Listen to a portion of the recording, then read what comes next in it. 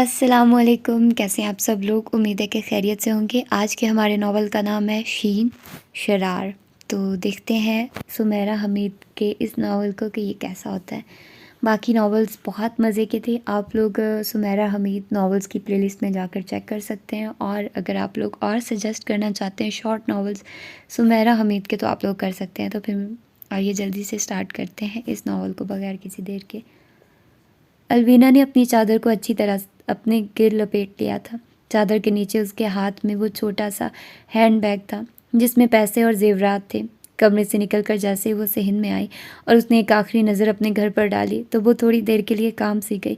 उसके हाथ में इतना ज़्यादा पसीना आ गया कि बैग उसके हाथ से फिसल कर नीचे गिर गया।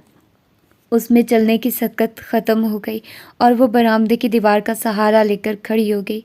ये मैं क्या करने जा रही हूँ? उसके दिल पर वज़नी बोझ आ गिरा। अम्मा, बाबा, ज़ेर लब कहकर वो सिसकने लगी और बरामदे की दहलीज पर बैठ गई। आंसू आप ही आप उसकी आंखों से रवां हो गए और वो बाकायदा रोने लगी। सोच लेना और फिर कर गुजरना बहुत मुश्किल होता है। जिन लड़कियों को शादी का बहुत शौक़ होता है उनके दिल भी रुखसती के वक्त मुंह को आते हैं। अलवीना तो फिर घर से भाग रही थी। जो लड़कियां रुखसत हो रही होती हैं उनके दिलों को कम से कम ये तसल्ली तो रहती है कि वो कल फिर से अपने अम्मा, अब्बा, बहन, भाइयों से मिल लेंगी, अपने घर वापस आ जाएंगी। लेकिन इस तरह भाग जाने की सूरत में तो वो मर कर भी उन्हें अपनी शक्ल नहीं दिखा सकेंगी। उसके बैग में रखा मोबाइल बजने लगा। वो जानती थी कि असद उसे फ़ोन कर रहा। वो 2 गली छोड़कर कार में उसका इंतज़ार कर रहा था। असद, मेरा दिल घबरा रहा है, हम ये ठीक नहीं कर रहे, मैं उसे कैसे अपना घर छोड़ाऊँ? अब फ़ोन पर बात करते उसके हाथ कांप रहे थे, जबकि उसी असद से उसने रात रात भर फ़ोन पर बातें की थी। कुछ नहीं होता, तुम जल्दी आओ, बस जल्दी करो, ये ना हो कोई आ जाए और हम पकड़े जाएं। सारी ज़िंदगी में अम्मा बाबा को नहीं देख सकूंगी, कैसे रहूंगी उनके बगैर? मेरे बगैर रह लोगी? रह लो फिर। गुस्से से उसने फ़ोन बंद कर दिया। फ़ोन हाथ में लिए वो सर झुकाकर रोने लगी। वो असद के बगैर नहीं रह सकती थी, ना एक दिन ना एक पल। लेकिन उसके माँ बाप, वो उनके बगैर भी नहीं रह सकती थी। वो महीनों से इस बारे में सोच रही थी और फिर जब उसकी मंगनी तय कर दी गई और शादी की तारीख भी की बात की जाने लगी तो उसने फैसला कर लिया। अम्मा बाबा गैर ज़ात में उसका रिश्ता करने के लिए कतई तैयार नहीं थे। कितनी ही बार असद के घर वाले रिश्ता लेकर आए लेकिन बाबा माने ही नहीं। फिर दोनों ख़ानदानों में तलखी इतनी बढ़ गई कि दुश्मनी ठन गई। अब्बा ना रिश्ता देने के लिए तैयार थे, न असद के घर वाले लेने के लिए। दोनों ने घर से भागकर शादी करने का फैसला कर लिया था। आज रात उसे असद के साथ जाना था। अम्मा बाबा एक रिश्तेदार के घर शादी में गए थे। दोनों छोटे भाई भी साथ थे। वो तबीयत की खराबी का बहाना बनाकर घर रह गई थी और अब वो बरामदे की दहलीज पर बैठी रो रही थी। उसे समझ नहीं आ रही थी कि वो क्या करे। ये सोच लेना कि घर छोड़ दूंगी, भाग जाऊंगी, अलग बात थी, और अब वाकई में ही घर छोड़ देना जैसे आग में कूद जाने के बराबर था। फ़ोन फिर बजने लगा। असद फिर से फ़ोन कर रहा था। उसने फ़ोन नहीं उठाया तो उसने मैसेज किया, आ रही हो ना? आ जाओ, वरना ये लोग हमारी ज़िंदगियां जहन्नुम बना देंगे। मैसेज पढ़कर भी उसके एहसासात नहीं बदले और वो उठकर अम्मा के घर कमरे की तरफ बढ़ी। वहाँ जाकर अपना बैग खाली किया, जेवर पैसे सब वापस रखे और अम्मा के बेड पर बैठकर फिर से रोने लगी। ठीक उसी वक्त उसे अपने पीछे किसी की मौजूदगी का एहसास हुआ, लेकिन वो इतनी गमज़दा और दुखी थी कि उसने पलट कर देखना ही नहीं चाहा। कुछ देर बाद उसने अपनी चादर उतारकर एक तरफ फेंकी और फ़ोन को ऑफ कर दिया। वो बुरी तरह से कांप रही थी। उसका दिल फटा जा रहा था। फैसला न ये आसान था और न वो। न रहना आसान था, न छोड़ देना। उठकर उसने पानी पिया, मुंह धोया और बरामदे के सतून से सर टिकाकर खुद को नॉर्मल करने की कोशिश करने लगी। अम्मा अब्बा किसी भी वक्त वापस आ सकते थे। वो नहीं चाहती थी कि वो कुछ भांप जाए। चाप फिर सुनाई दी, जैसे हवा को पाँव मिल गए। सकूत को ज़बान। असद का चेहरा उसकी आंखों के सामने घूम रहा था और वो नज़रें चुराने की कोशिश कर रही थी। सेहन में जिस तरफ रोशनी थी वहाँ से अब्बा नमूदार हुआ। फिर वो रोशन तो होता गया, लेकिन रोशनी जैसा नहीं। वो खूबसूरत और उसकी आंखों में जाल बिछा था। तुम्हें अपना इरादा बदलने की ज़रूरत नहीं है। कौन सी चीज़ तुम्हें कमज़ोर कर रही है? दहलीज पर बैठे बैठे अलवीना ने झुरझुरी सी ली और ज़ेर लब बुड़बुड़ाई, मैं ये वहमों और वसवसों की जंग और नहीं लड़ सकती। मोहब्बत तो दुनिया की सबसे कीमती चीज़ है। फिर तुम इस कीमती चीज़ को हासिल क्यों नहीं कर लेती? क्या सिर्फ एक मर्द की मोहब्बत ही कीमती होती है? मेरे माँ बाप की नहीं है? तुम्हारे माँ बाप के लिए तुम्हारी मोहब्बत कहाँ है? वो उससे कुछ दूर फासले पर खड़ा था। उन्हें असद पसंद नहीं, उन्हें असद की ज़ात पसंद नहीं। अगर तुम्हारी मोहब्बत तुम्हारे वालिदैन के लिए इतनी ही अहम होती तो वो ऐसी मामूली सी वजह के लिए तुम दोनों को अलग ना करते। वो ज़िद कर रहे हैं सिर्फ मोहब्बत के लिए। मुझे भी ऐसे घर से नहीं भाग जाना चाहिए। उसे घर से भागना नहीं, मोहब्बत पाना कहते हैं। तुम इस जुल्म से दूर जाने की कोशिश कर रही हो जो तुम पर किया जाने वाला है। उससे घर से भागना नहीं, मोहब्बत पाना कहते हैं। तुम इस जुल्म से दूर जाने की कोशिश कर रही हो जो तुम पर किया जाने वाला है। मैं कभी खुश नहीं रह सकूंगी। ऐसे अपने माँ बाप की इज्जत को नीलाम करके मुझे कैसे सुख मिलेगा। तुम्हारी मोहब्बत नीलाम हो जाएगी तो क्या फिर तुम्हें सुख मिलेगा। बात सिर्फ इतनी सी है कि तुम खुद अपनी खुशियों की राह में रुकावट हो। तुम में छुपकर मोहब्बत करने का हौसला तो था, लेकिन इस मोहब्बत को पा लेने की हिम्मत नहीं है। हर शख्स को आज़ादी है कि वो अपनी ज़िंदगी की अपनी मर्ज़ी से गुजारे। अगर उसे ऐसी ज़िंदगी गुजारने पर मजबूर किया जाएगा जो उसकी पसंद की नहीं होगी तो वो जुल्म होगा। जो लोग ये जुल्म सहते हैं वो खुद भी जालिम होते हैं। तुम एक कमज़ोर और बुज़दिल इंसान हो। जो बुज़दिल होते हैं वो कभी सच्ची मोहब्बत हासिल नहीं कर पाते। वो हमेशा मुआशरे और हदूद व क़यूद के बारे में सोचते रह जाते हैं। इसीलिए वो सच्ची मोहब्बत करने वाले अमर हो अमर होते हैं जो ज़माने के रंग में नहीं रखते। क्या तुमने सुना नहीं कि हीर रांझे के लिए भाग गई थी। अलवीना ने खुद को बुझी हुई रोशनी की मानिंद टिमटिमाते पाया। मेरे माँ बाप का क्या होगा, असद का क्या होगा, तुम्हारे दिल का क्या होगा। मैं इतनी तकलीफ़ें नहीं सह सकती। मेरा घर पीछे उजड़ जाएगा, मेरे भाइयों के सर झुक जाएंगे। ये सिर्फ तुम्हारे वहम है। सोचो अगर तुम्हारी शादी उस शख्स से हो गई जिसे तुम्हारे लिए पसंद किया गया तो फिर भी तुम्हारी ज़िंदगी उजड़ जाएगी। तुम्हारी इस ज़िंदगी पर सिर्फ तुम्हारा अपना हक है अलवीना। किसी को यह हक छीनने ना दो। तुम्हें तुम्हारी मर्ज़ी से शादी करने का पूरा पूरा हक है। शादी करने का हक है, घर से भाग जाने का तो नहीं। घर से तुम इसीलिए भाग रही हो क्योंकि तुम्हें तुम्हारा हक इस्तेमाल करने की आज़ादी नहीं है। तुम्हें अपने लिए खुद ही आज़ादी पैदा करनी होगी। अलवीना ने एक नज़र उसे देखा और फिर उठकर बरामदे से अंदर कमरे में आ गई। थोड़ी देर की बात है, अम्मा बाबा घर आ जाएंगे, फिर वो कभी इस घर से नहीं निकल सकेगी। वो उस वक्त का इंतज़ार करने लगे। ये वक्त अगर गुजर गया तो फिर बहुत पछताओगी अलवीना। मैं यहाँ से जाने के बाद पछताऊँगी। तुम जानती ही नहीं कि आने वाला वक्त कैसा हो सकता है। फिर क्या करोगी। आने वाला वक्त कैसा भी हो, मुझे यहीं रहना है। फिर आने वाले वक्त को एक नज़र देख लो। उसने अपने हाथ की रोशनी को शुकूको शुबहात के मुस्तकबिल में ढाल कर दीवार पर मुंतकिल कर दिया। तुमने एक कलाई काट ली थी ना इस हरामी के लिए। अब मेरे निकाह में मेरी दुल्हन बन के बैठी हो। तुम जैसी हराफा औरतों को थूकने के लिए तो लाया जा सकता, निकाह में नहीं। तुम्हारे बाप ने मेरे बाप को उसे गांव की ज़िंदगी मेरे पास बाप ने मेरा सौदा कर दिया। अब इस सौदे का सूद तुम दोगी। उसने उसके मुंह पर थूक दिया। कुछ और है। अलवीना ने सहम कर उसके हाथ को देखा। उसने हथेली समेट ली और फिर खोली। रोशनी दीवार पर पड़ने लगी। मैं अपने घर के कमरे के कोने में पड़ी अपने 3 बच्चों में से एक बच्चे का बुखार कम करने की कोशिश कर रही थी। वो उस पर ठंड ने पानी की पट्टियाँ रख रही थी। उसका बुखार कम होने का नाम ही नहीं ले रहा था। वो नीला हो रहा था। तड़प कर वो उठी और बाहर से ताला लगे दरवाजे को खींचकर झटके देने लगी। दरवाज़ा खोलो, खोलो, कोई है बाहर। मेरा बच्चा मर रहा है। वो मुझे अंदर कैद कर गया है। ताला बाहर से तोड़ दो, कोई ताला तोड़ दो। उसने अपनी उंगलियां समेट ली, फिर उन्हें खोला। वो दोनों एक बड़े से घर में मौजूद थे। वहाँ चंद औरतों और मर्दों में उनका निकाह हो रहा था। फिर कमरे में बैठा असद उसे अंगूठी पहना रहा था। मुझे लग रहा है ये कोई ख्वाब है। तुम अब हमेशा के लिए मेरी हो अलवीना। मैं तुम पर ज़िंदगी की धूप की कोई आंच नहीं आने दूंगा। उसने हथेली समेट ली और फिर से खोली। छोटा सा एक घर है और वो किचन में खड़ी खाना बना रही है। वो उन चाने और कान के दरमियान फंसा है। कहाँ हो, कब तक घर आओगे। बस यही कोई आधे घंटे में। मेरे तुम्हारे बॉस भी साथ आ रहे हैं। मैंने 3 डिशेस बनाई हैं, देखना उन्हें कितनी पसंद आती। उन्हें पसंद ना आई तो भी मुझे तो बहुत पसंद आएंगी। हथेली फिर से सिमट गई। अलवीना हाथों में मुंह देकर सिसकने लगी। अगर तुम यहाँ रह गई तो तुम्हारी ज़िंदगी अजाब बन जाएगी। तुम अपने शौहर के हाथों हर रोज़ ज़लीलो ख्वार होगी। जिस इज़्ज़त के लिए तुम यहाँ से जाने से इनकार कर रही हो वो इज़्ज़त पैरों की जूती के बराबर भी नहीं होगी। अपने माँ बाप के जिस मान के लिए तुम इस इंसान से शादी करोगी वो मान तुम्हें दिया जाएगा ना तुम्हारे माँ बाप को। तुम्हारे माँ बाप ना समझ हैं।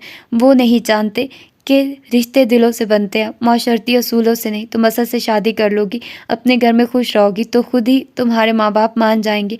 अगर नहीं भी मानेंगे तो कम से कम तुम्हारी ज़िंदगी में कोई दुख तो नहीं होगा। तुम्हारा ज़िंदगी का साथी तुम्हारा गम ख्वार होगा। अलवीना, तुमने इस अजाब को देख लिया जो तुम्हें जल्दी मिलने वाला है और इस राहत को भी जो एक कदम उठाने से तुम्हारे कदमों में होगी। अलवीना शदोमत से रोने लगी। माँ बाप की इज्जत, भाइयों का मान, ये रवायत और वो रवायत, उन्हें अपने अंदर से निकाल फेंको। नए दौर की बाहिम्मत लड़की बनो, अपनी ज़िंदगी खुद बनाओ। हर शख्स ज़िंदगी में वही हासिल करता है जिसकी तरफ वो कदम बढ़ाता है। तुम्हें मोहब्बत भी दिखा दी और ज़िल्लत भी। अब अपने कदम दोनों में से एक की तरफ बढ़ा दो।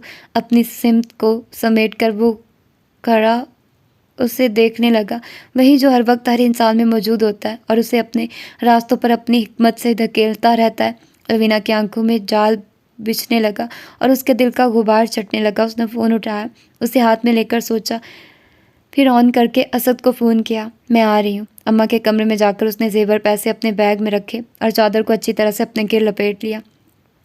जिस वक्त वो असद के साथ गाड़ी में बैठी, उस वक्त असद बुरी तरह से घबराया हुआ था। मैं समझा कि तुम मुझे धोखा दे रही हो, अपने भाई लाकर मुझे पिटवाओगी, इतना डरते हो। वो हंसती। डरना पड़ता है, इतने बड़े घर से लड़की भगा कर ले जा रहा हूँ, इतने बड़े दिल की लड़की का हो। मुझे जैसी जुर्रतमंद लड़कियाँ कम ही होती हैं।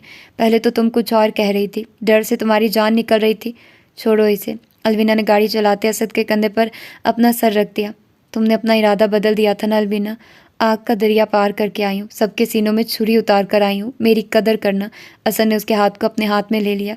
मैं भी सब छोड़ कर आया हूँ, मेरी पाबंद रहना। रात तक दोनों सफ़र करते रहे। सुबह के करीब वो अपने मतलूबा गांव पहुँचे। वहाँ उनकी आमद का पहले से ही इंतज़ार किया जा रहा था। असद का दोस्त मुस्तफ़ा वहाँ रहता था। दोस्त के अलावा बाकी सबको ये बताया गया था कि अलवीना का सौतेला बाप उसकी शादी किसी बूढ़े से कर रहा था। माँ ने खुद असद के साथ भेजा है। निकाह के लिए असद के दोस्त ने अच्छा इंतज़ाम किया था। रात को उनके निकाह की खुशी में ढोलक भी बजाई गई। अलवीना ने दुल्हन बनकर हुस्न वालों को मात दे दी थी। मुंह दिखाई में असद ने उसे अंगूठी दी थी और 1000 तरह के वादे किए थे। अलवीना ने अम्मा के सारे जेवरात पहने थे। चंद दिन गांव में रहकर वो शहर आ गए। असद के दोस्त ने असद के लिए वहाँ एक घर का इंतज़ाम कर दिया था। असद के मलेशिया जाने तक उन्हें उसी घर में रहना था। मलेशिया जाकर असद को उससे भी अपने पास बुलाना था। 3 महीने बाद असद मलेशिया चला गया और वो असद के दोस्त मुस्तफ़ा भाई के पास गांव आ गई। उसे गांव की ज़िंदगी की आदत नहीं थी, लेकिन मजबूरी थी, उसे वहाँ रहना था। मुस्तफ़ा भाई के घर वालों को शक हो गया था कि मामला कुछ और है। मुस्तफ़ा भाई की बीवी ने उस पर कई बार तंज किए कि बाप सौतेला था, लेकिन माँ तो सगी थी। वो अब तक उससे मिलने क्यों नहीं आए? उसे न मुस्तफ़ा भाई की बीवी की तंज की परवाह थी, न बाकी दुनिया की। उससे परवाह थी तो असद की, जिसके साथ वो इन 3 महीनों में इतनी खुश रही थी कि उसे याद भी नहीं था कि वो घर से निकलते हुए उसे छोड़ देने का अहद कर चुकी थी। उसे इस सोच से ही खौफ आता था कि वो अपना फ़ोन बंद करके बैठ गई थी। अगर वो रात गुजर जाती, अब तक उसकी शादी उसके माँ बाप की मर्ज़ी से हो चुकी होती और उसकी ज़िंदगी बंजर ज़मीन पर किसी मुर्दा जानवर से भी कमतर होती। कहाँ हो? कब तक घर आओगे? बस यहीं कोई आधे घंटे में। तुम्हारे बॉस भी साथ आ रहे हैं। मैंने 3 डिशेस बनाई हैं, देखना उन्हें कितनी पसंद आती। उन्हें पसंद ना आए तो भी मुझे तो बहुत पसंद आएंगी। तुम्हें तो बस बातें बनानी आती हैं। तुमने दीवाना बना लिया है, मैं बातें भी ना बनाऊं? मुस्कुराकर उसने फ़ोन बंद कर दिया। 6 महीने से वो असद के पास मलेशिया में थी। असद ने एक फ्लैट किराए पर लिया हुआ था। उसकी जॉब भी अच्छी थी। उसे गुमान भी नहीं था कि असद उसकी ज़िंदगी में इतनी ज़्यादा तब्दीलियाँ ले आएगा। कहाँ वो अपने घर में भी दुपट्टे की बुकल मार कर रहते थे और कहाँ वो गले में दुपट्टा डालकर आराम से बाहर चली जाती थी। उन दोनों की ज़िंदगी हर तरह से आज़ाद थी, ना ससुराल का झंझट, ना ख़ानदान का दबाव। अलवीना को उस कंट्री की जो चीज़ सबसे ज़्यादा पसंद थी वो यहाँ की आज़ादी थी। यहाँ किसी को फ़र्क नहीं पड़ता था कि कोई क्या कर रहा है, वो कहाँ जा रहा है, किसके साथ जा रहा है। उनके साथ वाले फ्लैट में एक लड़की अकेली रहती थी, रात गए वापस आती थी, लेकिन किसी को फ़र्क नहीं पड़ता था कि वो रातों को क्यों बाहर रहती है। हम हमेशा यहीं रहेंगे असद, एक दिन उसने असद से कहा। मैं भी यही सोच रहा हूँ। वैसे भी ये कंट्री बहुत सेफ है हमारे लिए। तुम अप्लाई करो ना, इतना आसान नहीं हो सकता एक बार तुम्हें और मुझे पाकिस्तान वापस जाना पड़े। मैं मरकर भी पाकिस्तान नहीं जाऊँगी। हर वक्त धड़का लगा रहता है, कोई देख ना ले। अब किसी ने देख भी लिया तो हमारा क्या बिगाड़ लेगा? फिर भी तुम कोशिश करो कि हम हमेशा यहीं रह जाएं। तुम्हें फ़िक्र करने की ज़रूरत नहीं अलविना, मैं हूँ तुम्हारे साथ। असद उसे कह देता था, लेकिन फिर भी उसे फ़िक्र रहती थी कि अगर वीज़ा ख़त्म हो गया तो वो क्या करेगी। असद का तो 2 साल का वीज़ा था, लेकिन उसका 6 माह का था। 6 माह का वीज़ा ख़त्म होने पर अब उसे हर माह ऑफिस जाकर अपने वीज़े में तौसीह करानी पड़ती थी। जिस बॉस को असद आज खाने पर घर ला रहा था वो उसी सिलसिले में उनकी मदद करने वाले थे। वो खाना बना चुकी तो असद का इंतज़ार करने लगी। उसे अब तक आ जाना चाहिए था। आधा घंटा तो कब का गुजर चुका था, 10-15 मिनट, और निकालकर उसने असद को मैसेज किया कि वो कब तक घर आ रहा है। लेकिन उसके मैसेज का कोई जवाब नहीं आया। उसने कॉल की तो कॉल भी अटेंड नहीं की कि वो फिर से वेट करने लगी। कुछ देर बाद फ़ोन किया तो फ़ोन बंद जाने लगा। बैटरी डेड हो गई होगी। वो टीवी देखने लगी। 11 बज गया तो उसने फिर से नंबर डायल लेकिन फ़ोन बदस्तूर बन जा रहा था। अब वो परेशान हो गई। उसने असद के ऑफ़िस फ़ोन किया। ऑफ़िस ज़ाहिर है बंद था। उसके पास असद के किसी कोलीग का नंबर भी नहीं था जिसे वो फ़ोन करके पूछ लेती। लाचार इंतज़ार ही करती रही। 11 से 12 भी बज गया लेकिन असद नहीं आया। वो रो देने के करीब हो गई। उसे समझ नहीं आ रही थी कि वो क्या करे, पुलिस को फ़ोन कर दे या असद के आने का इंतज़ार करती रहे। वो पुलिस को फ़ोन भी नहीं कर सकती थी, उसके वीज़े में तोसी नहीं हुई थी। इस तरह उसका यहाँ रहना गैर कानूनी हो गया था। इस सूरत में वो पुलिस को फ़ोन करती तो वो खुद भी फंस जाती। रोते रोते रात गुजर गई और फिर सुबह 5 बजे उसके फ्लैट की डोरबेल बजी। मिसेज़ असद, आपको मेरे साथ चलना है। मिस्टर असद ने आपको बुलाया। आने वाला असद के बॉस का फैमिली मेम्बर था और बहुत अजलत में था। असद कहाँ है? जल्दी करें प्लीज़। होश में आते उन्होंने आपको बुलाने के लिए कहा है। क्या हुआ है उसे? कहाँ है असद? वो चिल्लाने लगी। प्लीज़ जल्दी चलें, टाइम वेस्ट ना करें। उसके सर पर पहाड़ टूट पड़ता। लेकिन ऐसा ना होता कि असद इतनी बुरी तरह से हादसे का शिकार हुआ होता। सारे रास्ते वो रोती रही, असद की ज़िंदगी के लिए दुआएं करती रही। लेकिन जिस वक्त वो हॉस्पिटल पहुंची उस वक्त असद ऑक्सीजन मास्क के पीछे हमेशा के लिए सांसों की डोर से आज़ाद हो चुका था। वो मर चुका था। उसे ज़िंदा छोड़कर वो कैसे मर सकता था? 10 दिन तक अलविना लाउंज के कोने में चुपचाप पड़ी रही। रो रो कर उसकी आंखें स्याह हो चुकी थी। अलविना डियर, अब बस कर दो, अपनी हालत देखो। चलो उठो, कुछ खा लो। अपने घर से वो उसके लिए खाने को कुछ लाई थी और नवाला हाथ में लिए उसे मुंह खोलने के लिए कह रही थी। मुंह खोलो, शाबाश, खाओ। 2 दिन से तुमने एक नवाला नहीं खाया। मरने वालों के साथ मर नहीं जाते। ज़बरदस्ती ही सही, अलविना ने थोड़ा सा खाना खा लिया। असद की मौत के पहले दिन भी ये लड़की आई थी और उस दिन ये लड़की रात गए तक उसके पास रही थी। शायद असद जानता हो लेकिन वो नहीं जानती थी कि उनकी बिल्डिंग में कोई पाकिस्तानी लड़की भी रहती है। ये लड़की ज़बरदस्ती उसे थोड़ा बहुत कुछ खिलाकर नींद की गोलियां देकर चली जाती। 10 दिन तक यही होता रहा और फिर 11वें दिन, असद तुम्हारा बॉयफ्रेंड था ना? अलविना कॉफ़ी का मग पी चुकी तो उसके पास बैठते हुए उसने पूछा। क्या बकवास कर रही हो? शौहर था वो मेरा। अलविना को जैसे करंट लगा। अच्छा, तुम्हारे कागजात में तो ऐसा कुछ नहीं लिखा कि तुम मियाँ बीवी हो? अलविना को बेतरह गुस्सा आया। उसे अफसोस हुआ कि उसे गम में सब कुछ नहीं भूल जाना चाहिए था कि वो ये भी ना देख सकती कि रबीका जैसी लड़की उसके कागजात की तलाशी लेती फिर रही है। तुमने मेरे घर की तलाशी ली है? क्या कुछ चुराया तुमने? अलविना चिल्ला उठी। आराम से, इतना चिल्लाने की ज़रूरत नहीं। क्या चाहती हो तुम? निकलो मेरे घर से। तुम्हारे घर से? वाह, जानती हो ये घर किराए का है। मालिक मकान आया था किराया लेने, वो किराया मैंने दिया है। अपने पैसे लो और जाओ यहाँ से। पैसे? वो कहाँ से आएंगे तुम्हारे पास? तुम्हारी वार्डरोब में बामुश्किल 20 रंग रंगड़ रखे हैं। असद का बॉस बकाया जात का चेक देकर गया जो 200 रंगड़ का है। उसका कहना है कि हॉस्पिटल का सारा बिल उसने पे किया है। अब वो इतने ही पैसे दे सकता है। इन पैसों का तुम किराया दोगी तो खाओगी कहाँ से? अलविना दंग उसकी शक्ल देखने लगी। कौन हो तुम? क्या चाहती हो?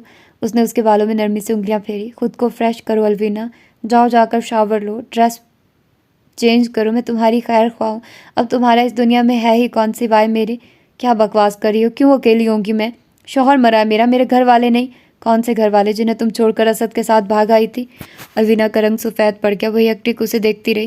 देखो, मैं सब जानती हूँ। तुम्हारे और असद के नाम से मैंने पाकिस्तान में सब मालूम करवा लिया। कैसे पता करवाया ये तुम छोड़ दो। मैंने तुमसे कहा ना कि मैं तुम्हारी खैर ख्वाह में हूँ। तुम्हें घबराने की बिल्कुल कोई ज़रूरत नहीं है। मैं हूं ना तुम्हारे साथ। अलविना के असाब बुरी तरह से चटकने लगे। उसका जी चाहा कि वो पूरी कुव्वत से चीखे मारे। ये क्या हो रहा है? क्यों हो रहा है? वो कहाँ है? ये औरत कौन है?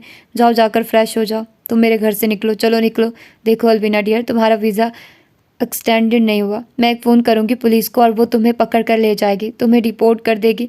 थोड़ी बहुत ताकत जो अलविना के वजूद में बची थी वो भी जाती रही। उठो और जाकर फ्रेश हो जाओ। इस बार उसने चिल्लाकर कहा। अलविना ने सहम कर उसे देखा। 2 दिन तक अलविना वहीं करती रही जो रबीका कहती रही। उसके कहने पर खाती रही, सोती रही, चलती फिरती, बैठती रही। फ्लैट की एक चाबी उसने अपने पास रख ली थी। वो जब चाहे आ सकती थी, जा सकती थी। दोबारा उसने अलविना से चिल्लाकर बात नहीं की थी। उसकी ज़रूरत भी नहीं रही थी। एक दिन वो उसे डॉक्टर के पास ले गई। उसकी सेहत बहुत गिर गई थी। अच्छी तरह से उसका चेकअप कराया। रेगुलर उसे मेडिसिन और स्पेशल फूड खिलाती रही। चंद हफ्तों में अलविना थोड़ी बहुत बेहतर हो गई थी। इस दौरान दोबारा उन दोनों के दरमियान कोई तल्खी कलामी नहीं हुई। अगले महीने का किराया भी रबीका ने दे दिया था। एक बार उसने कहा कि वो उसके फ्लैट में चलकर रह ले, लेकिन अलविना ने इनकार कर दिया था। उसने दोबारा नहीं कहा था। असद को मरे हुए 1.5 महीना हो गया था जब रबीका उसे अपने साथ शॉपिंग पर ले गई। उसे नए कपड़े, जूते, बैग, ज्वेलरी लेकर दिए और फिर एक पार्टी में ले गई। घर वापसी पर अलवीना ने सिर्फ इतना कहा, मुझे दोबारा कभी ऐसी किसी जगह लेकर ना जाना, ना ही मैं जाऊंगी। रबीका ने गर्दन मोड़कर उसे देखा और मुस्कुरा दी। तुम थक गई हो, रेस्ट करो, सुबह मुलाकात होगी। तुम यहाँ इस फ्लैट में किसके इंतजार में बैठी हो? अगले दिन रबीका उसके सामने सोफे पर टांग रखे बैठी उससे पूछ रही थी। मुझे तुम्हें जवाब देने की ज़रूरत नहीं है रबीका, तुमने मेरे लिए काफ़ी कुछ किया है, इसके लिए शुक्रिया। वो कहका लगाकर देर तक हंसती रही। तुम्हें क्या लगता है ये सब मैंने जज्बा खिदमत खल्क के तहत किया है? मुझे जो भी लगता है वो मुझे तुम्हें बताने की ज़रूरत नहीं है, तुम अब मुझसे ना मिला करो। ओहो, तो तुम क्या करोगी? इस घर का किराया, खाना पीना, ये सब तुम कैसे करोगी? मैं कोई जॉब कर लूँगी। जॉब तब करोगी जब यहाँ का वीज़ा तुम्हारे पास होगा, इसका भी मैं कुछ कर लूँगी। तुम गैर कानूनी तौर पर यहाँ 4 माह से रह रही हो, तुम्हें क्या लगता है वो तुम्हें वीज़ा देंगे? वो तुम्हें डिपोर्ट करेंगे। ठीक है, कर दें डिपोर्ट। तुम खूबसूरत तो हो लेकिन समझदार नहीं, तुम्हें भी मुझे समझ देने की ज़रूरत नहीं है। उसने एक और कहका लगाया। तुम इतनी जज्बाती क्यों हो रही हो, जैसे पुरानी फिल्मों की हीरोइंस हुआ करती थी? तुम अगर पुलिस को फ़ोन करना चाहती हो तो कर दो, लेकिन अब यहाँ से चली जाओ। इंटरेस्टिंग, और क्या चाहती हो तुम कि मैं करूँ? अलवीना ने सख्त नज़रों से रबीका को देखा। दफ़ा हो जाओ यहाँ से। रबीका का कहका देर तक फ्लैट में गूंजता रहा। तुम्हें क्या लगता है अलवीना, तुम किसी फिल्म की हीरोइन हो?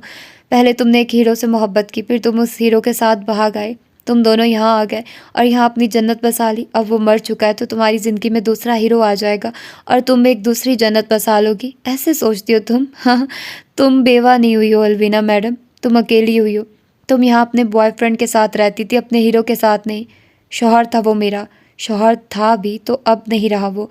बहरहाल मेरे घर के दरवाजे तुम पर खुले हैं और तुमने जाना ही कहाँ है। उठो और खुद को आईनों में देखो, अपने हुस्न को पहचानो, अपनी वर्थ का अंदाज़ा करो। बेवकूफ़ लड़की, देखती नहीं हो खुद को कि क्या हो तुम? देखो खुद को, जानो खुद को। ज़्यादा कुछ नहीं करना होगा तुम्हें अलवीना, ट्रस्ट मी।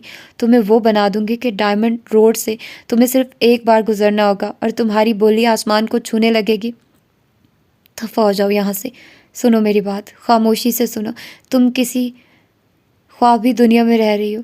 तुम्हें लगता है कि तुम किसी तरह से यहाँ का वीज़ा हासिल कर लोगी, ऐसा होगा ही नहीं, किसी सूरत नहीं। ये लोग तुम्हें रिपोर्ट कर देंगे। जानती हो रिपोर्ट होने का मतलब? जानती हो? चलो मैं तुम्हें बताती हूँ। ये लोग तुम पर जो खर्च करेंगे वो पाकिस्तान से लेंगे।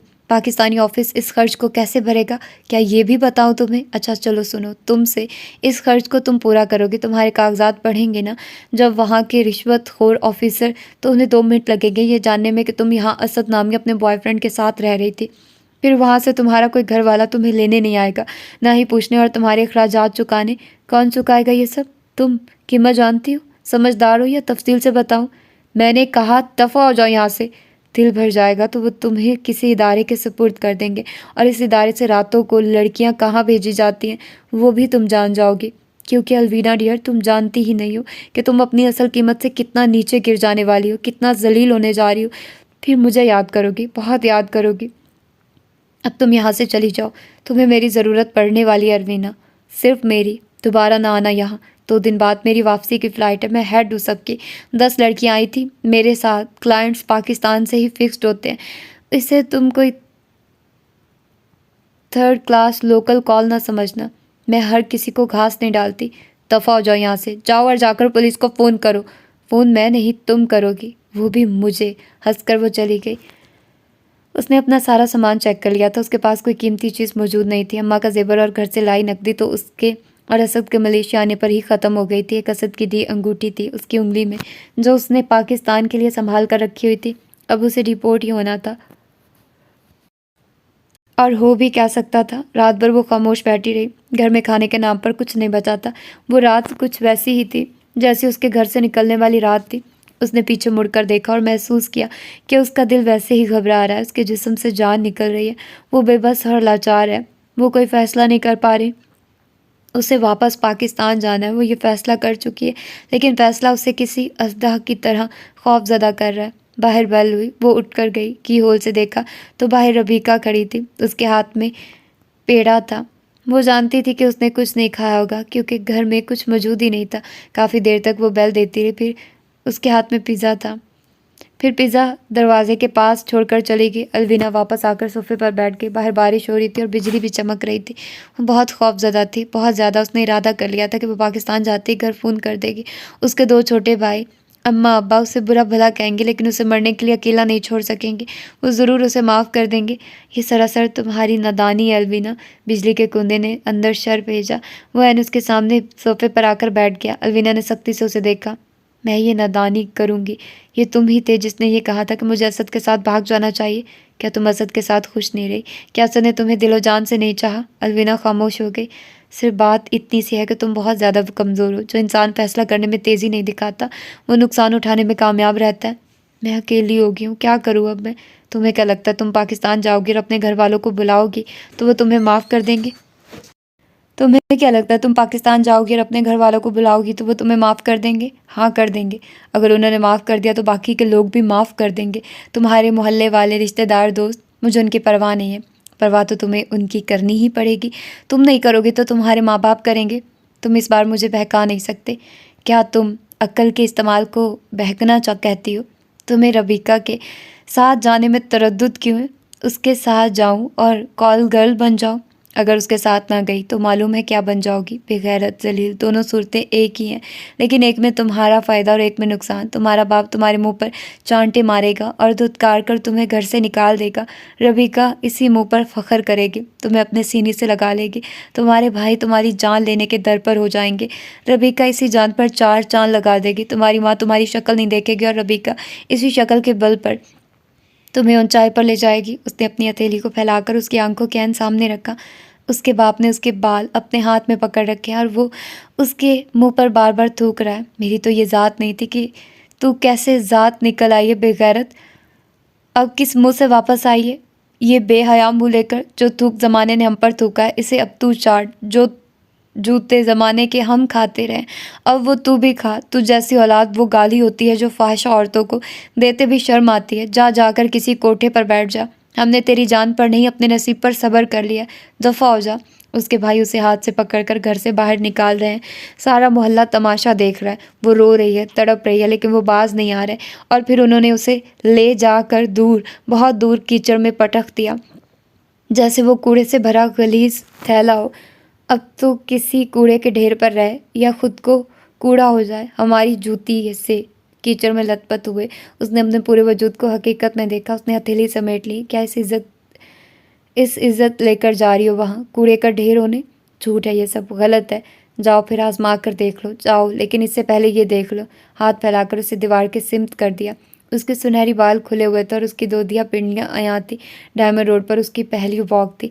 जैसे इशारा बंद हुआ, अपनी ऊंची हील और लंबे कद के साथ वो लॉन्ग शूज़ पहने रोड क्रॉस कर गई और फिर वो एक 5 स्टार होटल के स्वीट में लाखों की मालियत को खुद पर ओढ़े लपेटे पहने बैठी थी। स्वीट की खिड़की से नैरोबी का बैरूनी मंजर कमाल वजाहत से दिखाई दे रहा था। कमरे का दरवाज़ा खुला तो अंदर आने वाले मर्द की वजाहत ने आंखों को ठहरा सा लिया। वो यकटिक उसे देखने लगी। उसने हाथ समेट लिए। तुम्हें अपनी ज़िंदगी कहाँ ले जानी है, ये तुम्हें तय करना है। अलविना के होंठ कपकपाने लगे। उसका दिल लर्जने लगा। उसे अपने जिस्म से बदबूदार कीचड़ की बू आने लगी। मुंह पर बाप के थूक के छींटे, गालों पर माँ के चांटे और गर्दन में भाइयों के हाथ के शिकंजे नजर आने लगे। जो इज्जत रही नहीं, उसे बचाऊंगी क्या? जिसकी कोई कीमत ही नहीं, उस पर दाव लगाऊंगी क्या? इज्जत है तो पैसे की, मर्तबे की, कीमत है तो सिर्फ हुस्न की, सिर्फ हुस्न की। अलविना ने हकारत से उसे देखा। तुम मुझे फटकार रहे हो, शैतान मरदूत। वो खामोशी से उसे देखने लगा। तुम मुझे फाशा बनने के लिए कह रहे हो? मैं तुम्हें फाशा बनने से बचा रहा हूँ। जिस कीचड़ में तुम्हें फेंका जाएगा, इसके बाद तुम इससे ज़्यादा गहरे कीचड़ों में गिरोगे। मेरे माँ बाप मुझे माफ़ कर देंगे। मान लेते हैं, उन्हें फ़ोन करो और उनसे माफ़ी मांगो। अलविना उसकी शक्ल देखने लगी। करो फ़ोन, मैं कितना सच बोल रहा हूँ तुम्हें मालूम हो जाएगा। अलविना ने फ़ोन को हाथ में लिया और कितनी ही देर तक फ़ोन को देखती रही। फिर उसने घर का नंबर मिलाया। फ़ोन बाबा ने उठाया था। कितनी ही देर तक वो हेलो हेलो करते रहे, लेकिन वो बोल ही नहीं सकी। तुम जानती हो वो तुम्हें धुतकार देंगे। तुम डर रही हो हकीकत का सामना करने के लिए। अलविना ने गुस्से से उसे देखा। फ़ोन मिलाया और छूटते ही कह दिया, पापा मैं हूँ अलविना। पापा मैं उजड़ गई, बेवा हो गई। पापा मुझे आकर यहाँ से ले जाएं। मुझे माफ़ कर दे, अपनी बेटी को माफ़ कर दे। मुझे बहुत डर लग रहा है। मुझे माफ़ कर दे बाबा। तो हमें माफ़ कर, अब कहीं और जाकर मुंह काला कर। यहाँ ना तेरा कोई बाप है ना माँ। तेरी जुर्रत कैसे हुई हमें फ़ोन करने की? सामने वाले का कहका बुलंद होता होता बुलंदतर हो गया। और तुम्हें ये लगता है कि मैं तुम्हें बहका रहा हूँ? मैं ही तो तुम्हें तुम्हारे भले की राह दिखा रहा हूँ, तुम्हारे फ़ायदे की। दरवाज़ा खोल दो, रबीका को आवाज़ दो। अलविना थर-थर काँप रही थी। उसके बाप की आवाज़ ने उसे अंदर तक दहला कर रख दिया था। आने वाले वक़्त के अंधेरे ने उसे अभी से अंधा कर दिया था। रबीका को आवाज़ दे दो अलविना। अलविना ने उसकी आंखों में देखा, फिर एक नज़र उसने खुद पर डाली। आज से पहले उसे मालूम नहीं था कि वो इतनी हसीन है कि रबीका उसे ऐसी ज़िंदगी की ऑफ़र कर सकती है। आज से पहले उसे ये भी मालूम नहीं था कि हुस्न कोई ऐसी भी चीज़ है कि जिसकी बोली दी जा सकती है। और आज से पहले उसे ये भी मालूम नहीं था कि वो इतनी कमज़ोर है, इतनी कमज़ोर कि अपने बाप के एक धुतकार से वो दूसरे रास्ते की तरफ पलट जाएगी। इतनी बुज़दिल कि अपने मुँह पर 2 चांटे नहीं सह पाएगी और ख़ुद को रबीका के हवाले कर देगी। अगर वो याद करती तो उसे याद आ जाता कि वो इन्हीं लोगों में से थी जो जैसे ही मौका मिलता अपना रंग दिखा जाते थे। अम्मा उसके पास पैसे रखवाती थी, उनकी याददाश्त कमज़ोर थी, वो गिनती भूल जाती थी, वो मज़े से पैसे निकाल कर इस्तेमाल करती रहती। अम्मा को उल्टा सीधा हिसाब दे देती थी। चोरी, बेईमानी, बेशर्मी, झूठ, आज़ाद ख्याली उसकी घुट्टी में नहीं थी। उसने खुद घुट्टी के गड्ढे में हाथ डालकर उसे पी लिया था। बाबा अक्सर कहा करते थे, अलविना मुझे तेरी तरफ से धड़का लगा रहता है। उन्हें उसकी तरफ से जो गुमान भी नहीं था उसने वो हकीकत कर दिखाया था। ये जो आज उसके सामने खड़ा था, पहले ये दिल में आता था, फिर ये कानों में गूंजने लगा, अब ये आंखों के सामने आ जाता था। उसे आंखों के सामने वो खुद लाई थी। रबीका को आवाज़ दो अलविना। अलविना की आवाज़ उसके सीने के स्याह कोने से निकली और उसके ज़हन तक आई। असद उससे मिलना चाहता था, वो उससे इनकार करती रही थी। उसे बाबा से ज़्यादा खुद से डर लगता था। वो मेल मुलाकात की हद पार नहीं करना चाहती थी। एक रात असद उसकी छत पर आ गया। उनके घर के साथ उसके दोस्त का घर था। वो वहीं से आया था जिस वक्त वो ऊपर छत पर गई और असद ने अंधेरे से निकल कर उसका हाथ पकड़ लिया। उस वक्त वो चीख मार देना चाहती थी, लेकिन उसी वक्त ये यहाँ तुम्हारी मोहब्बत में आया है, तुम्हें देखने। ये सरगोशी उसके कानों में इतनी मधुरता से गूंजी कि वो खामोशी से असद को देखने लगी। थोड़ी देर बाद वो उसके सीने से जा लगी और फिर असद रोज़ छत पर आने लगा। रबीका को आवाज़ दो अलविना। जेन से आवाज़ बाहर निकली और उसने रबीका को आवाज़ दी। आवाज़ रबीका तक नहीं जा सकती थी। रबीका का फ्लैट काफ़ी दूर था और उसके अपने फ्लैट का दरवाज़ा भी बंद था, लेकिन मकसद पूरा हो चुका था। वो चलती हुई गई और दरवाज़ा खोलकर पिज़्ज़ा उठा लिया और खाने लगी। घुटनों से कहीं ऊपर ऊंची स्कर्ट और सुनहरी बालों में पैरों को ऊंची हील पर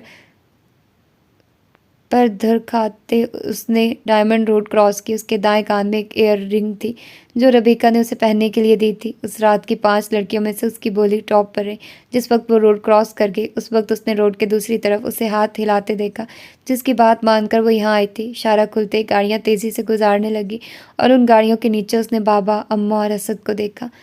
उसने 2 सूरतों में एक का इंतखाब कर लिया था। दोनों सूरतों में बेइज्जती थी, तो उसने उस बेइज्जती का इंतखाब कर लिया जिसमें उसका फ़ायदा भी था। आज इस फ़ायदे की पहली किस्त थी। बुरा लगता है, बुरा लगा भी, लेकिन सिर्फ पहली बार। हालात इज्जत लिए हुए हों या ज़िल्लत, आदी होने में वक्त नहीं लगता। फिर वो हर कॉल पर जाने लगी।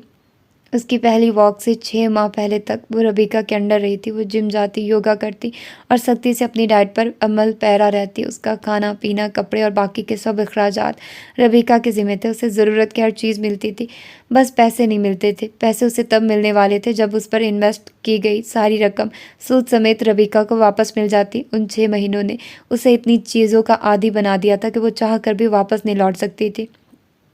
दोबारा वो बैरून मुल्क भी हो आई थी, 2 बार। एक बार वो घर भी गई थी, लेकिन उसके घर वालों ने वो घर छोड़ दिया था। फिर उसकी अपनी दिलचस्पी भी ख़त्म हो गई। क्या फ़ायदा था ऐसे लोगों से मिलने का जो उसे धक्के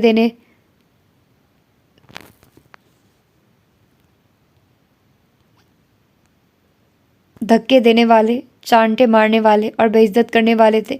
एक बार उसने एक 5 स्टार होटल के काउंटर पर अपने भाई को खड़े देखा। वो शायद वहाँ जॉब करता था। उसका ये भाई बहुत पढ़ाकू और ज़हीन था। स्कूल में ही फर इंग्लिश बोलने लगा था। उसे देखते हुए जल्दी से कॉर्नर की ओट में हो गई कि वो उसे देख ना ले। होटल में वो कोई हंगामा नहीं चाहती थी। चंद दिनों बाद उसका उसी होटल में जाना हुआ तो उसने काउंटर पर एक नए लड़के को देखा।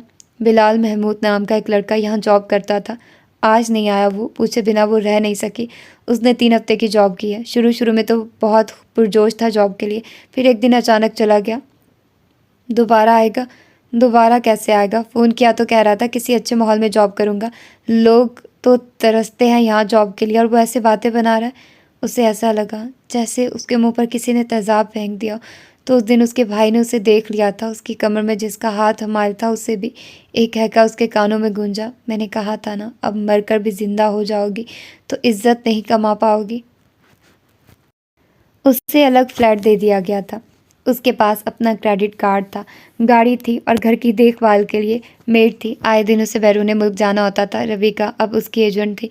वो उनके लिए कॉल्स अरेंज करती थी। उनकी डीलिंग हो जाती तो ठीक, वरना अलवीना के अपने रवाबित बहुत हो चुके थे। उसने ज़िंदगी में सारे फैसले अपनी मर्ज़ी से किए थे और वो इन फैसलों पर मुतमईन थी। उसे सोच सोच कर अपना रंग जलाने की ज़रूरत नहीं थी। पहली बार जब वो स्कूल से असद के साथ घूमने गई थी और छुट्टी के वक्त स्कूल आ गई थी, तब वो थर थर काँप रही थी। शायद पहली बार था, इसलिए शायद पहली बार हाथ फैलांगना ही पहाड़ सर करना होती है, फिर हिम्मत करनी पड़ती है, ना जुर्रत। सब होता चला जाता है। अब भी सब होता चला जा रहा था। ना सोचना पड़ता, ना फैसले की नौबत आती। कभी कभी उसे घर वालों का ख्याल आ जाता था। वो उन्हें याद भी करती थी, लेकिन इससे ज़्यादा नहीं। अक्सर वो रात को सोती तो उसकी आंख अपने घर के नीम अंधेरे कमरे के बिस्तर पर खुलती। अपने करीब अम्मा की मौजूदगी की गरमाइश महसूस करती। वो हाथ बढ़ाती और उन्हें छूना चाहती, लेकिन छूने से पहले उसकी आंख खुल जाती। फिर सारी रात उसे नींद ना आती। ऐसी रातें कभी कभी आती, नींद में जो उसकी आंख खुलती, वो दिन की रोशनी में फिर से बंद हो जाती। रविका उसके फ्लैट में आती। दोनों अपना काम डिस्कस करती, लेन देन तय करती और बस, मैं शादी करना चाहती हूँ। एक दिन रविका ने यह कहकर अलवीना को हैरान कर दिया। तुम और शादी, वो क्यों? अलवीना ने भरपूर कहका लगाया। बच्चे के लिए तड़प रही हूँ, ये तड़प बढ़ती ही जा रही है। तो यतीम खाने से ले लो। बच्चा तो कहीं से मिल जाएगा, लेकिन उसे घर का माहौल नहीं मिलेगा, बाप नहीं मिलेगा। हमारी सोसाइटी में सिंगल मॉम को पसंद नहीं किया जाता। हंस हंस कर वो बेहाल हो गई। तुमने कब से सोसाइटी के बारे में सोचना शुरू कर दिया रबीका? तुम तो कहती हो हम इस सोसाइटी का हिस्सा नहीं हैं, हम आज़ाद पंछी हैं, जहाँ दाना मिलता है वहीं ठिकाना बना लेते हैं। रबीका उदास नजर आने लगी। अगर मुझ में थोड़ी सी हिम्मत होती तो आज मेरा अपना घर होता, बच्चे होते। अलविना हैरत से रबीका को देखने लगी। लेकिन मैं डर गई थी, खौफजदा थी कि पता नहीं क्या हो जाएगा। मेरा शौहर मुझे बहुत मारता पीटता था, आए दिन गाली गलौज, मार कुटाई, शक भी बहुत करता था। मैं उसकी मार खा खा कर थक चुक गई थी। फिर एक दिन वो मेरे पास आया और कहा कि मैं ऐसे जालिम शौहर को जहर दे दूँ या उसे नींद की गोलियां चाय में मिलाकर पिला दूँ और उसका गला घोंट दूँ, फिर उसके दोस्त के साथ भाग जाऊँ, जो वैसे भी मुझ पर डोरे डालता रहता था।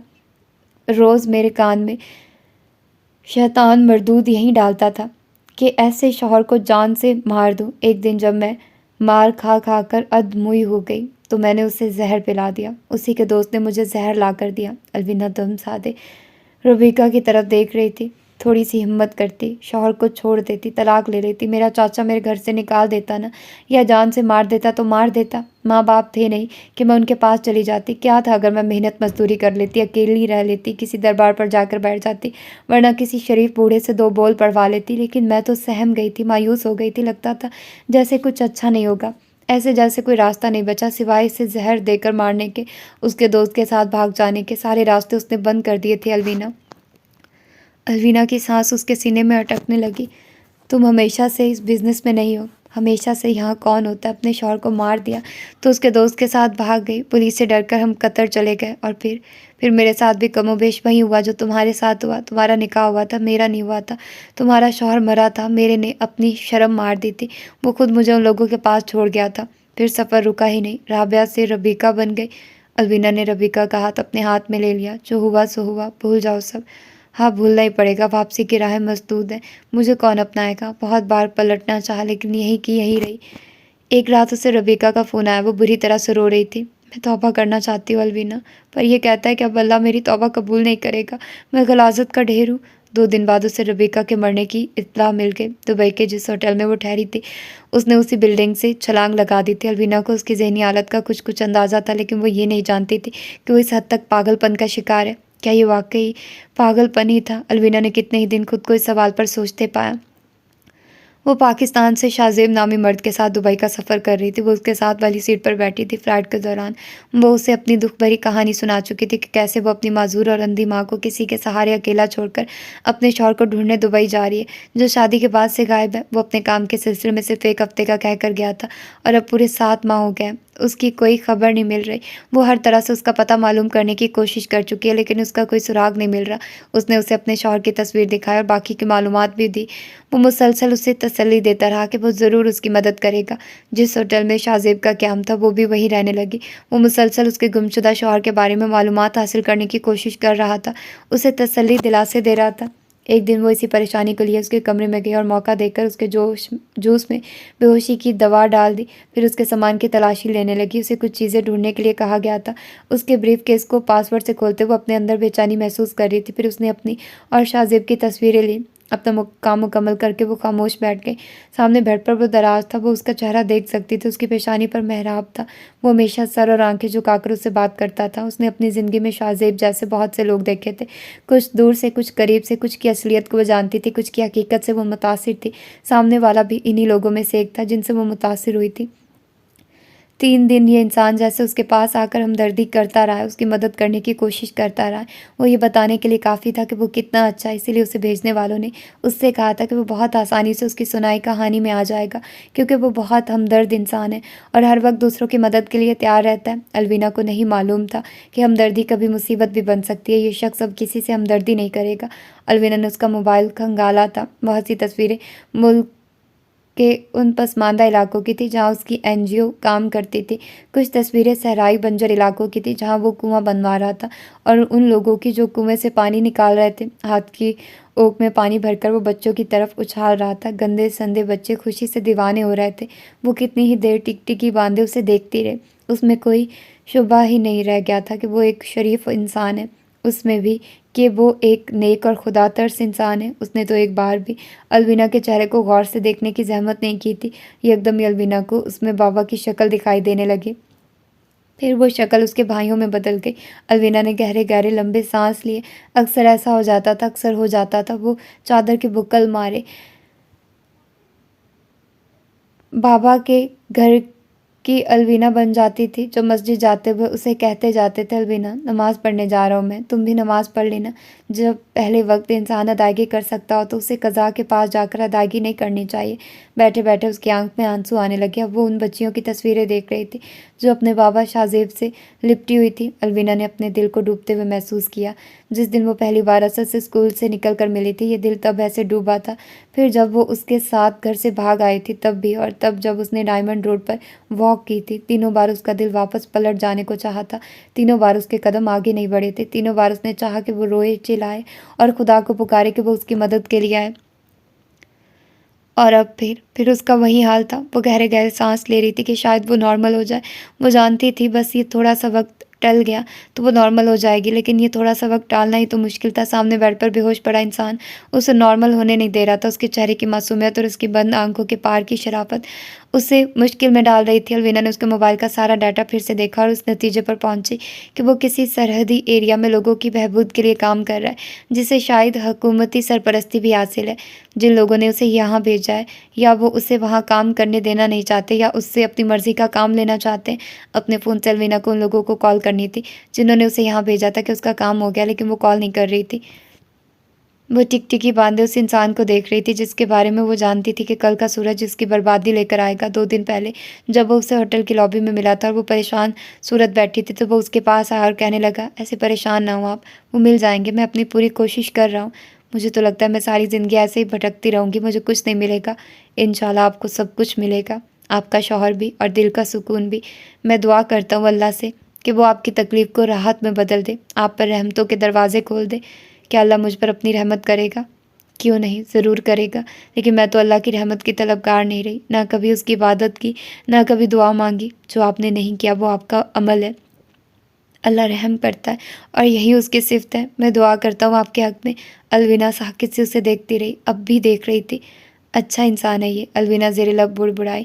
उसने फ़ोन हाथ में लिया, लेकिन फ़ोन पर उसकी नज़रें ठहर ही नहीं रही थी। वो पलट पलट कर शाहजेब की तरफ उठ रही थी। फिर से उसका दिल बुरी तरह से डूब रहा था। उसका दिल चाह के उस इंसान को होश में लाए और उससे कहे कि देखो, मैंने तुम्हें ऐसे ऐसे अपने जाल में फंसा लिया है, तुम्हारी कुछ अहम चीज़ें भी मेरे हाथ आ गई हैं। उठो और निकल कर भाग जाओ। भाग जाओ कि तुम्हारी तीनों बच्चियों का मुस्तकबिल तारीक हो जाए, तुम्हारी बीवी किसी को मुँह दिखाने के काबिल न रहे। वो उठी उसके पास जाने के लिए, लेकिन फिर उसने अपना रुख मोड़ लिया। उसके गाल भीग गए, आंसू तवातुर से गिरने लगे। अलवीना ने हैरत से अपना हाथ अपने गाल पर रखा।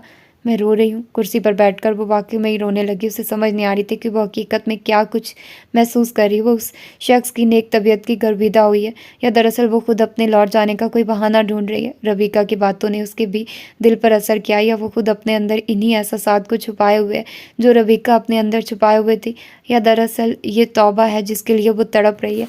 अब वो सिसकियाँ लेने लगी थी, आहें भरने लगी थी, खुद पर लानत मलामत करने लगी थी।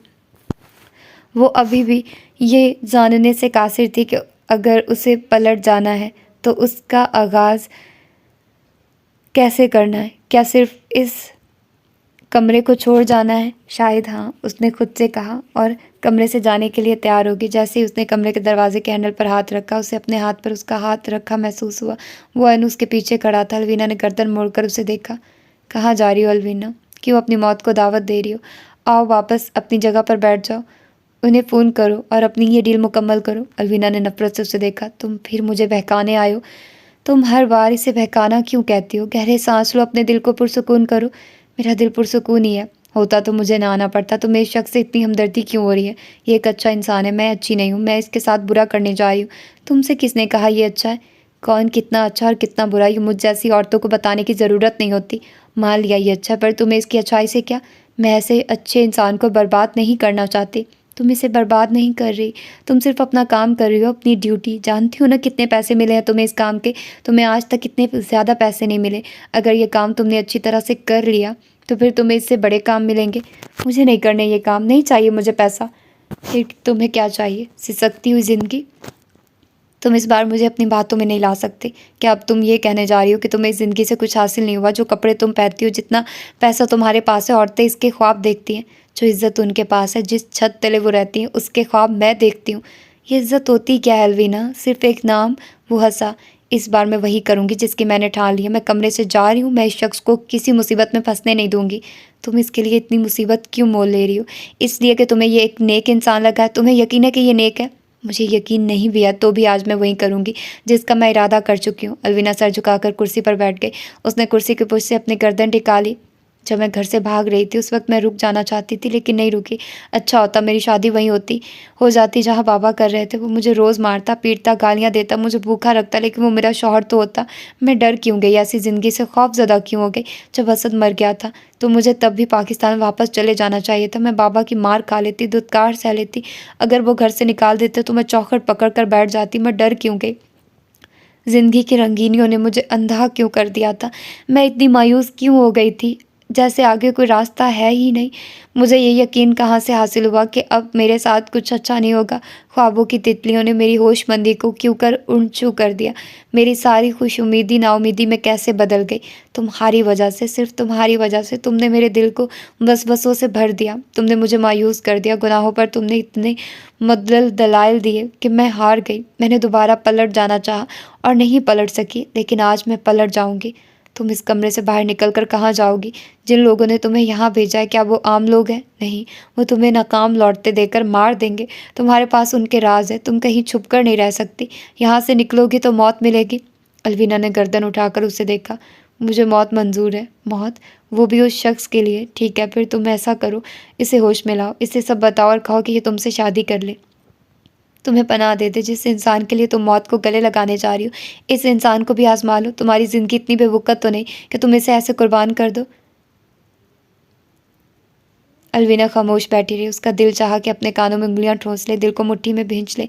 उसने अपनी हथेली को अलवीना की आंखों के सामने किया। अलवीना ने अपनी आंखों को सख्ती से भींच लिया। मुझे कुछ नहीं देखना, मैं हर सूरत लौट जाऊंगी। उठकर वो शाहजेब के पास गई और उसे होश में लाने की कोशिश करने लगी। अलवीना ने उसे अपने बारे में सब बता दिया था, वो वहाँ क्यों आई है ये भी। इससे कहो ये तुमसे शादी कर ले। अलवीना को कान में उसकी सरगोशी सुनाई दी। तुम्हें मुझसे शादी करनी होगी, वरना मैं सारा डेटा उन्हें दे दूंगी। ये तस्वीरें तुम्हारी बदनामी का बायस बनेंगी। तुम जिस हुकूमती ओहदे पर हो वहाँ से हटा दिए जाओगे। उसने सुकून से अलवीना को देखा। जिस रब ने मुझे इज्जत दी है वही इस इज्जत की हिफाजत करेगा। मैं आपको पनाह देने के लिए तैयार हूँ, लेकिन आपसे शादी कभी नहीं करूँगा। ये नेक और मोमिन भी तुमसे नफरत करता है, इसलिए कि मैं एक फाशा हूँ, इसलिए कि मैं शादीशुदा हूँ। मुझे अपनी बीवी से मोहब्बत है। मैं उसके अलावा किसी दूसरी औरत के बारे में नहीं सोच सकता। ये झूठ बोल रहा है, तुम झूठ बोल रहे हो। ये सच है। औरत को सिर्फ शादी की सूरत में ही पनाह नहीं दी जा सकती। ये तुम्हें बाहर जाते ही पकड़वा देगा। बाहर निकलते हैं। तुम मुझे पकड़वा दोगे? बाहर क्या और अंदर क्या, अल्लाह के साथ मामलात तो एक ही होते हैं। ज़बान दे रहा हूँ आपको, आपका साथ दूंगा। जिस इंसान को तुम नेक कह रही थी उसमें इतनी भी हिम्मत नहीं कि वो तुमसे शादी कर ले। ये है उसकी नेकी, इसे तुमसे कोई हमदर्दी नहीं है। अलविना ने नापसंदीदगी से शाहज़ेब को देखा। मुझे अपना काम कर लेना चाहिए, मुझे भी तुमसे कोई हमदर्दी नहीं है। मेरा मामला अल्लाह के हाथ में। मैं अल्लाह से दुआ करता हूँ कि हम दोनों के लिए वो करे जो हमें दीनों दुनिया में सुरखरू करे। ढोंग कर रहा है ये। बाहर निकलते ही तुम्हारा मामला अपने हाथ में ले लेगा, ये तुम्हें मरवा देगा। इससे पहले कि ये ऐसा कुछ करे तुम कर गुजरो। निकल जाओ कमरे से बाहर, वरना ये उठेगा और तुम्हें बेबस कर देगा, होटल की पुलिस बुला लेगा। अलवीना बेबसी से बैठी रह गई। शाहज़ेब भी बैठा था, वो पुरसुकून था, उसके चेहरे पर ऐसा कुछ नहीं था कि वो उसे नुकसान पहुंचा सके। तुम मुझसे झूठा वादा कर सकते थे कि तुम मुझसे शादी कर लोगे। मैं ज़बान देखकर कैसे मुकर जाता, फिर किस मुँह से जाए नमाज बिछाकर नमाज पढ़ता, हाथ उठाकर दुआ मांगता। तुम्हें इतनी फ़िक्र अल्लाह की और अल्लाह के बंदे की। मैं अल्लाह की खुशनुदी के लिए हर तरह से आपके साथ हूँ। ये सिर्फ इस कमरे तक मेरे साथ, तुम्हारे साथ है अलवीना। मेरी बात मान लो। अलवीना की आंखें नम हो गई। मेरे पास तो कोई रास्ता ही नहीं बचा। रास्ता हमेशा होता है, सीधा रास्ता तो वैसे भी सामने ही होता है। अब कौन चलने देगा मुझे सीधे रास्ते पर? अल्लाह। अगर अल्लाह ने मुझे सीधे रास्ते पर ही रखना होता तो बहकाने के लिए मेरे पास शैतान ना आता। शैतान तो सबके पास आता है, जैसे हदायत आती है, फैसला तो हमें करना होता है। ऐसी बातें करके तुम्हें मुतासिर करने की कोशिश कर रहा है। इसके चेहरे पर शराफत का नकाब चढ़ा है। बच जाओ इससे, चली जाओ कमरे से। ये खुद को बचा लेगा और तुम्हें फंसा देगा। अलवीना ने एक सिसकी सी ली। तुम झूठ बोल रहे हो, मुझे अपनी बातों के जाल में फंसा रहे हो। अगर ऐसा है तो मैं अल्लाह से दुआ करता हूँ कि वो मुझे बर्बाद कर दे। अलवीना ने शाहज़ेब की तरफ देखा और फिर इस शरर की तरफ। दोनों की बातें सच्ची थी, दोनों ही झूठे थे, दोनों उसे डरा रहे थे, दोनों उसे बहला रहे थे, दोनों के इरादे उससे नेहात दे। अलवीना का दिल रोने और चिल्लाने को चाहा। उसने चाहा कि वो अभी फ़ौरन मर जाए, खुद को ख़त्म कर ले। उसके क्लच में छोटा पिस्टल था, वो निकाल कर उसने हाथ में ले लिया। उस पर वहशत तारी होने लगी। मायूसी उस पर कहर बनकर गिरी। खौफ वहशत ज़्यादा करने लगा। उसे अपनी हैसियत जोहर के पानी से ज़्यादा कुछ न लगी। ज़िंदगी की सारी रंगीनी स्याही में ढल गई। उसने महसूस किया कि जैसे उसका पैदा हो जाना ही बेकार था, ऐसे ही अब उसका ज़िंदा रहना भी बेकार है। पिस्टल उसके हाथ में बेकरार था। मौत बाहर भी है, मौत अंदर भी है। बेहतर है कि तुम खुद को शानदार मौत दो, लेकिन मरने से पहले इसे भी मार दो। उसने कहा तो अलवीना ने उसे देखा। मौत मौत मौत मौत उसे भी उसने हराम कर दिया था, एक आखिरी चीज़ भी हराम ठहरा दी थी। तो क्या रबीका भी ये जज्बात गालिब हो गए थे कि उसे भी मौत में राहत नज़र आने लगी थी? क्या वो भी ऐसे ही मकाम पर आ गई थी जहाँ उसे लगता था कि ना पीछे कुछ बचा ना आगे कुछ बचेगा? क्या उसे भी ये लगने लगा था कि इंसान बनकर पैदा हो जाना एक ऐसी सज़ा थी जिसे वो खुद को मारकर ख़त्म करने जा रही थी? क्या यही वो वक्त होता है? अल्लाह बेरहम और बेहद ना लगता है और दिल में ऐसे उबाल उठते हैं कि दिल चाहता है कि खुद को निस्तो नाबूद कर लिया जाए। अलविना ने अपने दिल के अंदर झांका। उसके दिल में उबाल उठ रहे थे। वो खुद को बर्बाद कर देने का इरादा बांध चुकी थी। उसका जी चाहा कि वो कायनात की एक एक चीज़ को तबाह कर देने का इख्तियार हासिल कर ले और हर चीज़ का निशान मिटा दे। बिजली किसी तरह से अलविना उठी और उसने खिड़की से पिस्टल बाहर फेंक दिया। ज़िंदगी मैंने हराम की, लेकिन मौत हराम नहीं करूँगी, वो चिल्लाकर बोली और फर्श पर गिरकर फूट फूट कर रोने लगी। शाहज़ेब चलता हुआ उसके पास आया और उसके सर पर खड़ा हो गया। आपको डरने की ज़रूरत नहीं है, मैं आपके साथ हूँ और मुझसे पहले अल्लाह आपके साथ है। शाहज़ेब का हाथ उसके सर पर था और उसके दिल पर अल्लाह का रहम। सच में ये भी बहुत बहुत बहुत मज़े की स्टोरी थी और किस तरह से सबक था इसमें। और यार बस सारी ही स्टोरीज़ जितनी भी थी ना, एक से बढ़कर एक थी। हर एक में कुछ ना कुछ ऐसा था। मतलब हमारी कहानी तो फ़नी और अच्छी थी ना, वो तो एक फ़नी नोक झोंक वाली थोड़ी सी स्टोरी थी। और ये वाला यार, ये तो बहुत बहुत मज़े की लगी मुझे स्टोरी। ये वाली भी मुझे सारी ही अच्छी लगी हैं। आप लोग मुझे सजेस्ट कर सकते हो, अगर कोई स्टोरी करनी है ना तो मुझे आप लोग कर दो, मैं इंशाल्लाह वो पढ़ूँगी। कोशिश करूँगी कि मैं वो पढूँ, लेकिन शॉर्ट नावल हो, लॉन्ग ना हो। यार हम तो वैसे भी पढ़ चुके हैं। यार कितना माशाल्लाह माशाल्लाह कितना अच्छा लिखती हैं ये। अल्लाह इनको और लिखने की तौफ़ीक दे और अच्छा लिखे हमारे लिए। मैं तो वैसे भी इनका यारम ही पढ़ा था और मैं इनकी फ़ैन हो गई थी, लेकिन बाद में मैंने इनका और भी पढ़े थे, उम्मुल यकीन। तो मुझे लगा कि ये ना बहुत डिफरेंट डिफरेंट टॉपिक चूज़ करती हैं, एक तरह की नहीं स्टोरी लिखती। इनके वर्सटाइल है और मैं सैड स्टोरी नहीं पढ़ती, तो इनके बहुत सारी ऐसी स्टोरीज़ होती थी जो बहुत सैड होती थी या बहुत ज़्यादा सबक आमोज़ होती थी। अगर हम लोग यारम की बात करें तो इन्होंने वो दिल से लिखा था। मतलब ऐसे होता है ना कि बंदा हल्का फुल्का एक नावल लिख देता है, और वो उसमें कोई ऐसा सच नहीं हम कह सकते कि उसमें कोई सबक था या ये वो। हाँ, बहुत सारे होंगे, लेकिन वो एक लव स्टोरी बेस्ड नावल था। और जिसमें उस कारल का करैक्टर, मेरा मोस्ट फेवरेट जो नावल है ना वो यारम है। मतलब सब लोग कहते हैं कौन सा आपको करैक्टर पसंद है, मुझे कारल पसंद है। मतलब मुझे फ़नी वो इतना ज़्यादा लगा था, इतना ज़्यादा। उसकी जो वो चिल वाली वो हरकतें थी, और वो यूनिवर्सिटी में जैसे, यार मुझे वो बहुत अच्छा लगा करैक्टर। और वो जैसे उसका एक्सीडेंट हो जाता है अमरहा का, और फिर वो उसके बाद जो चॉकलेट वगैरह लेता है, इंटरव्यूज़ देता है, वो उस चीज़ को कैश करता है, वो बहुत ज़्यादा इंटरेस्टिंग था, बहुत ज़्यादा मज़े का। मुझे वो बहुत ज़्यादा पसंद है नावल और उसका वो करैक्टर। इसके अलावा मैं ना सलार को कम मैं इतनी कोई फ़ैन हूँ, ना जिहान सिकंदर की, ना फ़ारिस की, ना हाशिम की। मुझे इतना ज़्यादा उनके लिए नहीं होता, मुझे वो अच्छा, बस कारल अच्छा लगा। आलियान की भी मैं फ़ैन नहीं हूँ इतनी ज़्यादा। और कौन सा नावल है इसके अलावा, एक मैंने बहारों के संग संग, उसमें भी उसामा उसामा शायद था वो वाला।